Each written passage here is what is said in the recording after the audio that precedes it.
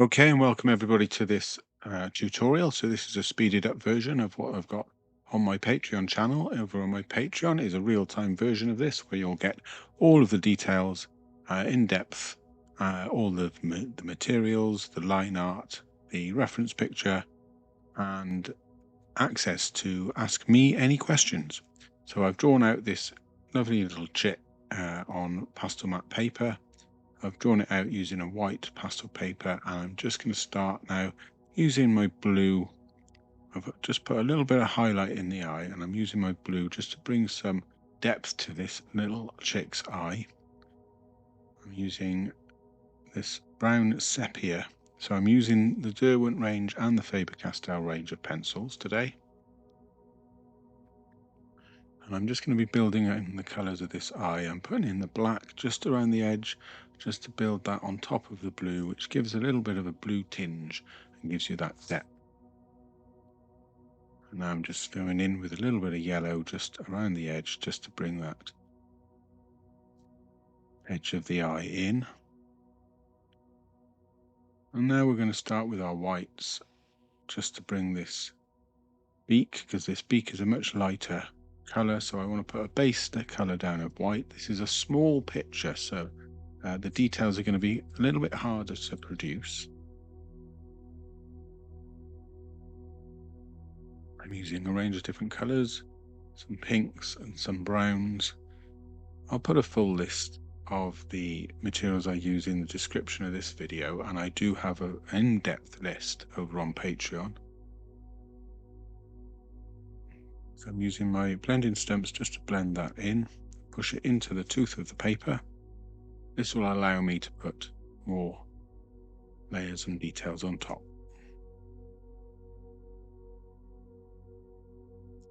I'm coming in with some oranges here, and whatever colours I can see that just show through underneath the feathers of this chick and underneath in general.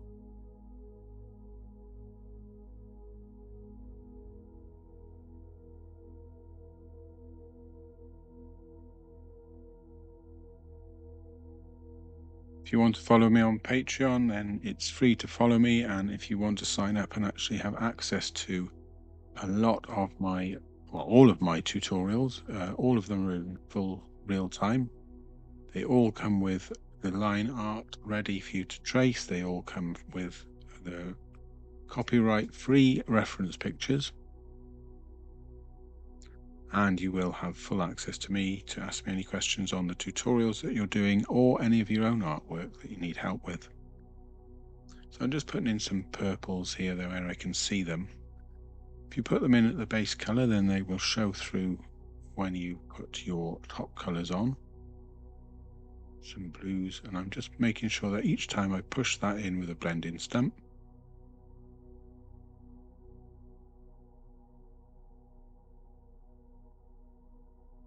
I'm just putting in some of the darker colors first. And as you add these colors, you can remember that they mix on the paper, so always be mindful of what colors you want to achieve and then use the colors accordingly.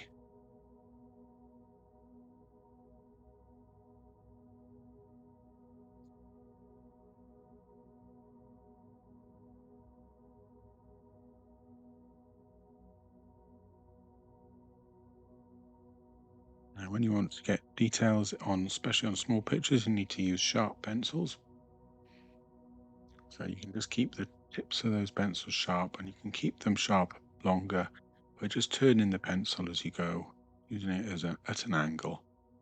That will help keep your point to the pencil a little bit longer than normal. And what I'm doing here is I'm always working on the eye area, the face. These are the only real distinguishing features of the chick, so we want to make sure we get those right first before we move on to the body.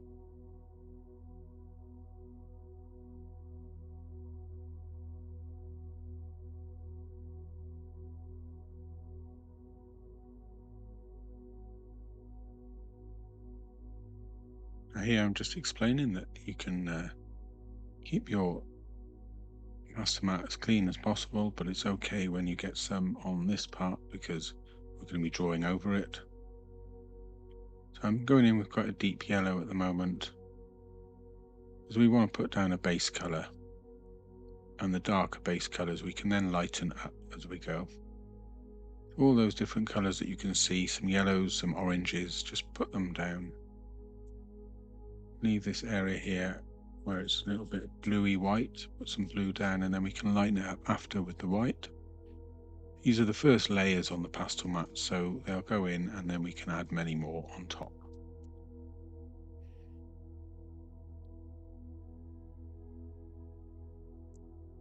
So I'm just adding in, blocking in some of these colours before I use a blending stamp to smooth them all together, blend them all in, and pushing them all into the paper so that we can add more layers on top.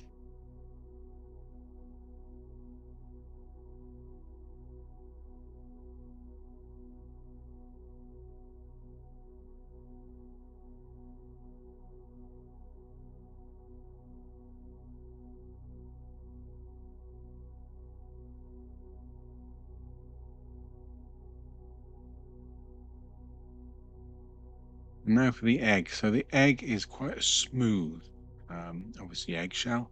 So we're going to just start building up a layer of white here. Now this will give us a lighter base to draw the egg on, and it will also start to smooth out the paper. So it will start to fill in that tuft of the paper, which will allow a much smoother feel to it. Obviously we can build the layers up. So we're going to put some of this dark shadow in now, and then build the color in. And as it goes in on top of the white, it gives us that sort of eggshell colour that we're looking for.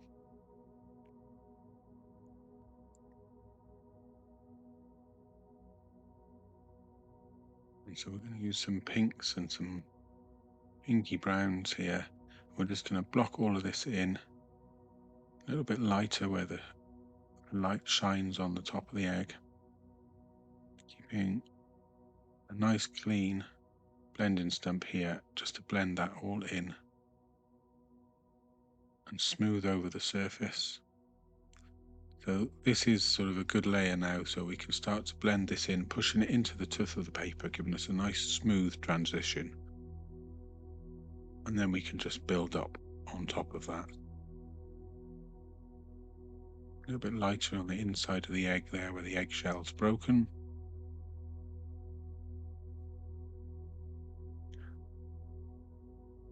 And we've got a lot of different colours shining off this eggshell, but they'll all be slightly more muted as we go along with this drawing. Obviously the darker areas at the bottom.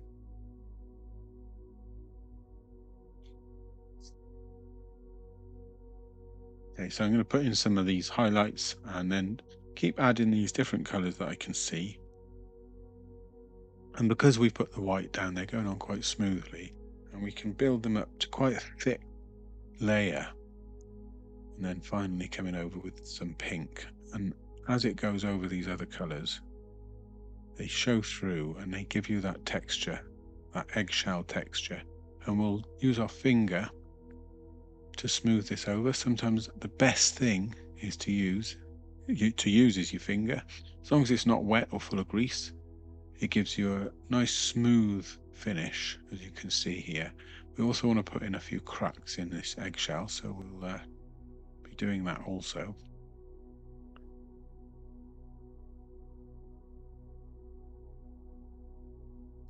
You use your finger and it's not got grease or it's not wet in any way, then what you'll find is it moves the pastel around and it doesn't tend to lift any of the pastel like perhaps a blending stump might or a blending tool. So we can keep adding further to this eggshell. It's getting a lot thicker now on the surface, so we can add some cracks to this. So we're going to put in some dark red lines and then we'll go along those with a white just to add a little highlight along the crack, and that will give a good impression of a crack of the eggshell. Now we just can continue to add some highlights just to give some shine and some shape. You can add a few of these sort of little spot marks that you get on eggs And then it's knowing when to stop. Bring this darker area up around, blend it all in.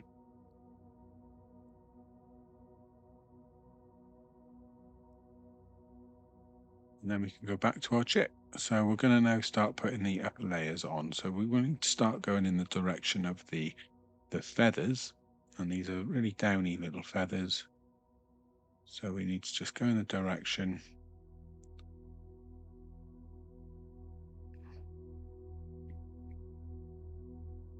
You're looking at your reference picture to try and make sure we keep it as similar as we can.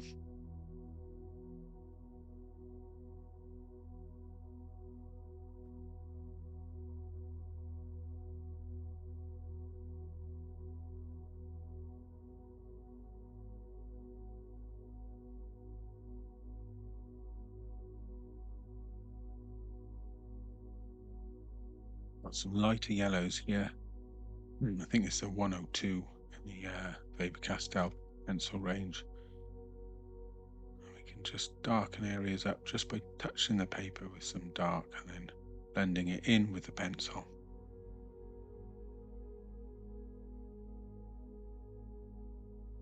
Then we have our lightest area at the top where the light hits the check.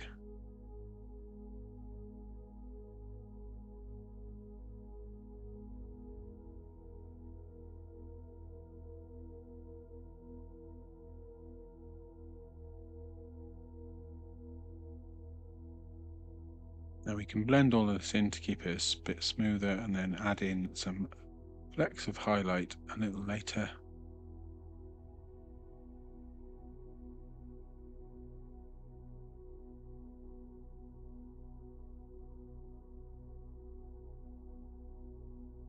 I'm always turning the pencil to keep it as sharp as possible with downward strokes so that we can get the finest bit of the feather at the tip.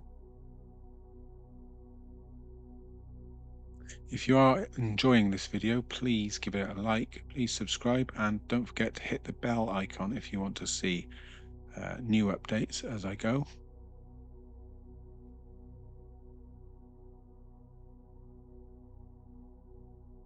Now we can use a blending stump just to use the very tip of this blending stump just to smooth off some of that pastel so that we don't have it too harsh. And then we can come in now and start adding in a few of these darker areas, just almost like the opposite of highlighting them, just to bring that color and depth to this picture.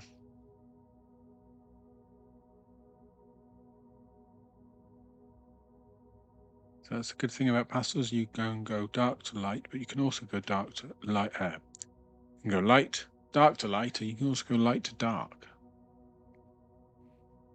And now we're starting to finalize this by adding in the final highlights here and the feathers that just come up and a few details. We will be adding grass to this picture.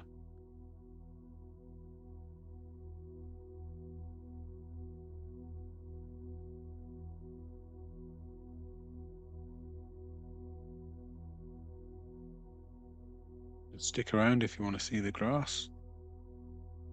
It's quite fun adding the grass.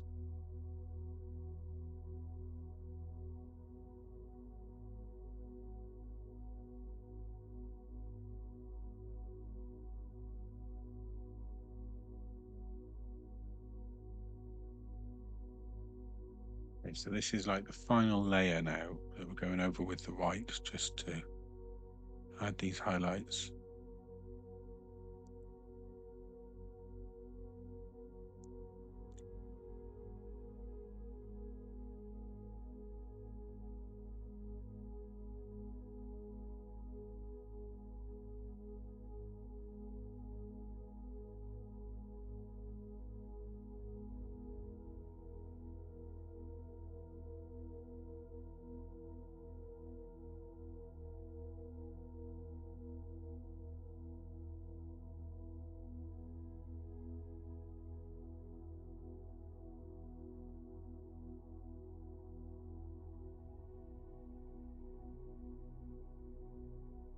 Again, we can blend those in a little bit with the tip of the blending stump, not pressing hard and missing as much of it as you hit. Now we want to darken up this area underneath the chick, so we stick some brown in there. Also stick some black, because obviously that's the shadow underneath, so we want it to be as dark as possible.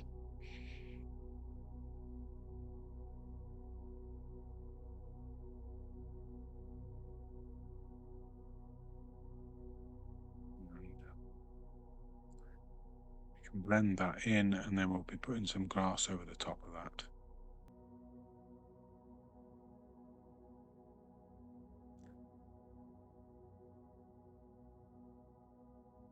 You can bring some of that feather down over this black now.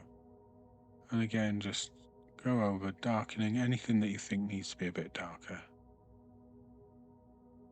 Add some blue on the white. That's always a great way to give some depth to white.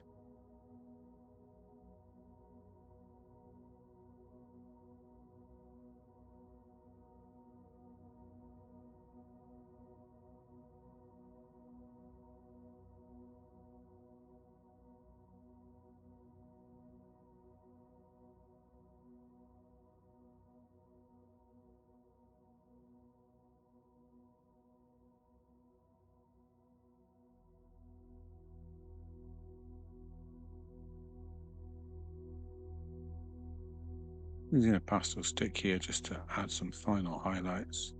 Using a soft pastel stick will help because it will allow you to add a little bit more pastel on a fairly saturated piece of pastel paper, or pastel mat in this case. So now I'm going to add some grass. So I'm going to use various different green pastel pencils here. Some dark ones, some light ones, and we're just using some upward stroke motions just to add those bits of grass, all going in slightly different directions, some longer than others. I'm adding some browns in as well.